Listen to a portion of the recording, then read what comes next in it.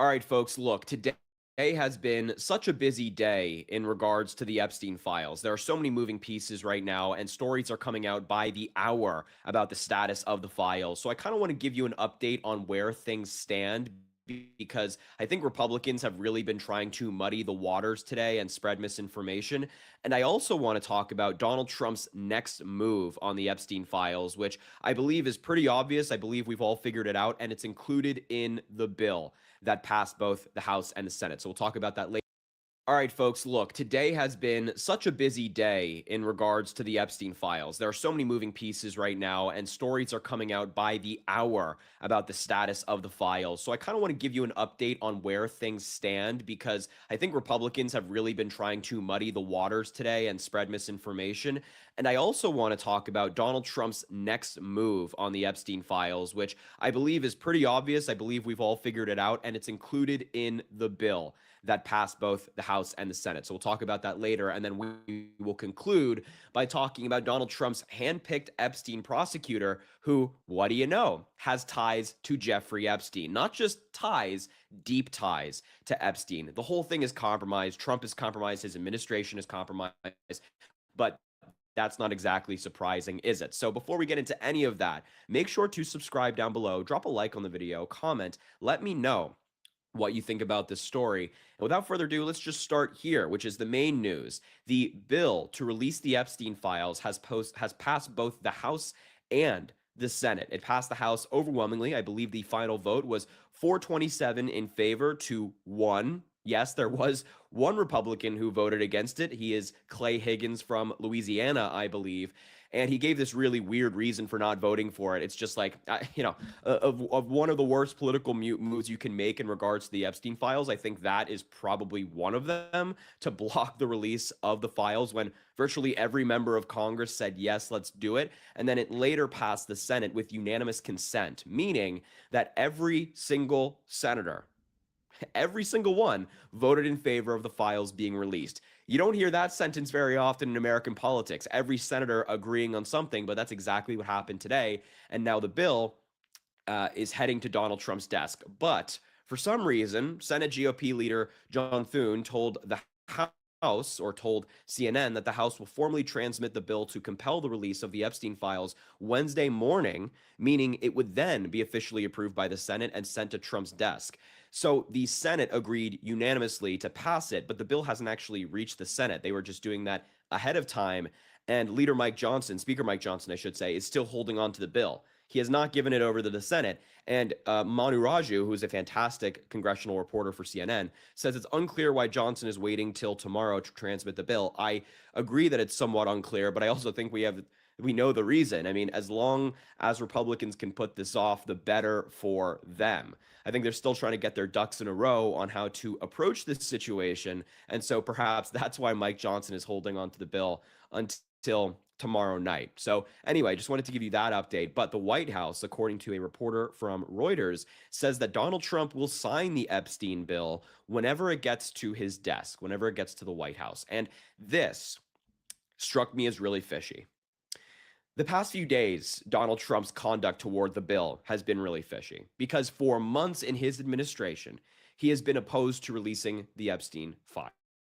We know that, right? We've seen the cover-up that he's engaged in, and in just the past week on this bill, he was trying to get Republicans to take their name off the discharge petition, but then it became clear that that wasn't going to happen. The bill was going to be overwhelming, and then suddenly he switches, and now he says he'll sign it whenever it gets to the White House. I don't buy it. I think Donald Trump and the Republicans have a game, and that's why he's switched up. This is all politics for them as opposed to focusing on the victims, and this is what I think Donald Trump is going to do about the Epstein files. The bill grants Attorney General Pam Bondi the authority to withhold or redact any material that could endanger national security or jeopardize an active federal investigation. And you can see this is written into the bill. Permitted withholdings. Right up here it says at the top.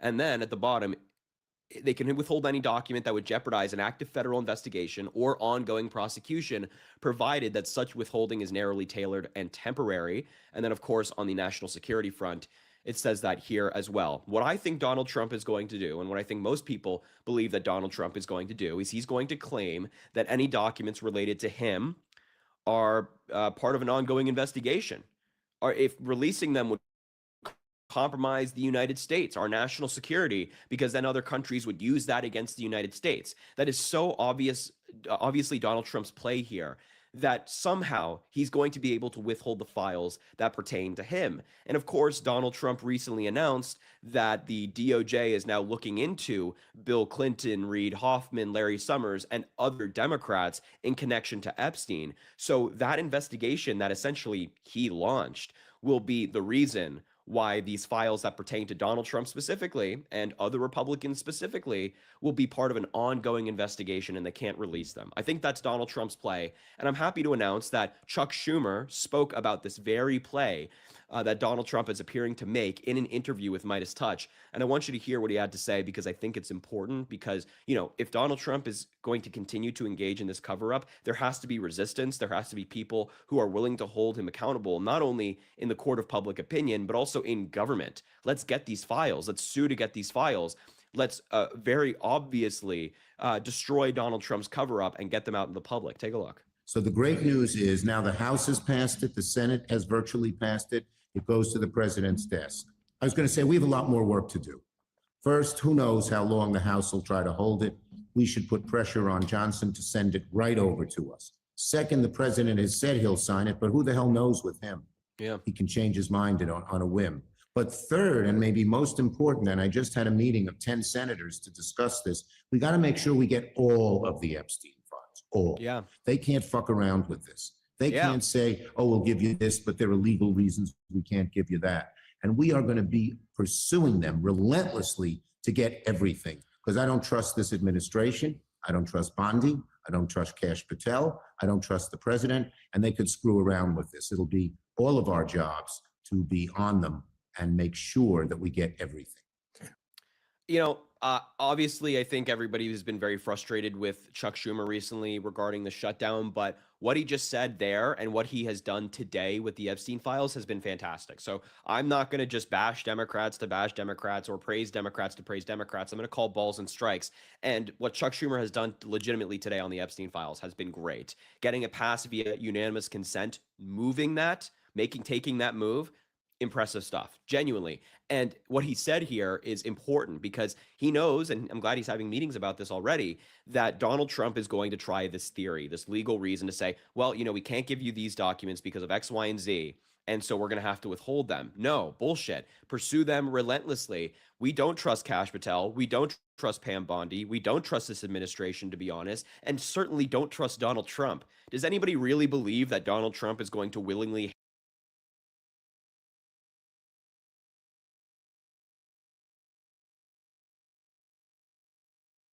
hand over documents that could perhaps completely compromise him?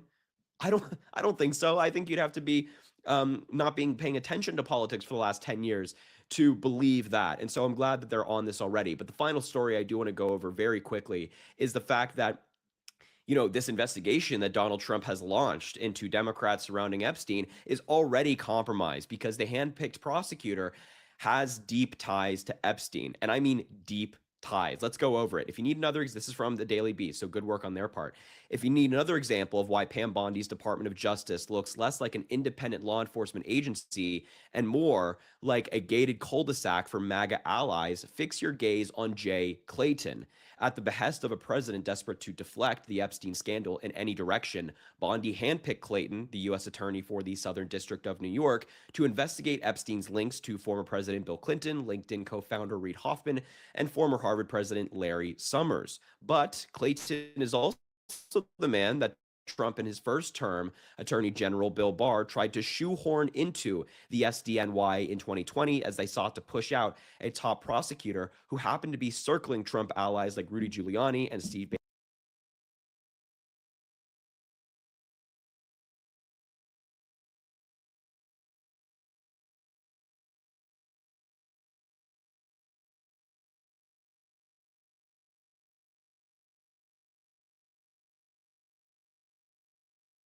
Bannon at the time.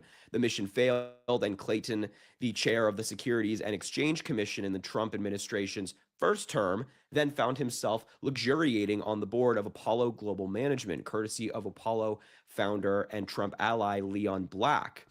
Readers of The Swamp might recall that Black was also an Epstein associate who paid the sex offender roughly $170 million for tax and estate planning. While Black has denied knowing anything about Epstein's industrial scale sex trafficking, a 2023 settlement with the U.S. Virgin Islands Attorney General shows Black admitted that the money he paid Epstein was used in part to fund his operations. And this is Leon Black, who, of course, has connections to this Clayton prosecutor who Donald Trump is trying to appoint to lead this investigation. The document also shows that Black agreed to pay $62.5 million to the U.S. Virgin Islands in 2023 to be released from any potential claims arising out of the territory's 3-year investigation into these very operations. And just to keep the Trump vibes on brand, in 2018, as Congress probed foreign meddling in the 2016 election, Black testified about traveling with the president to Russia in the naughty 90s, quote, the naughty 90s, where they had a concert, a discotheque, and might have been in a strip club together. Yeah, now Bondi has put Clayton, the man desperately wanted by Trump to install a few years ago in charge of investigating the Epstein files. Compromised. The entire regime, surrounding Donald Trump, is compromised. They have these corrupt people in there with connections to Epstein, investigating Epstein. And so does anybody really think these investigations are going to go anywhere? Probably not. They're just serving as a blockade for Donald Trump to prevent more files from coming out and information about him from coming out. So look, I just had to go through all of this. This is where things stand. I will keep you updated on the Epstein files and everything going on with this story. Make sure to subscribe to the channel down below. Drop a like on the video, comment. Let me know what you think about this story. I greatly appreciate you, and I hope you have an amazing rest of your night.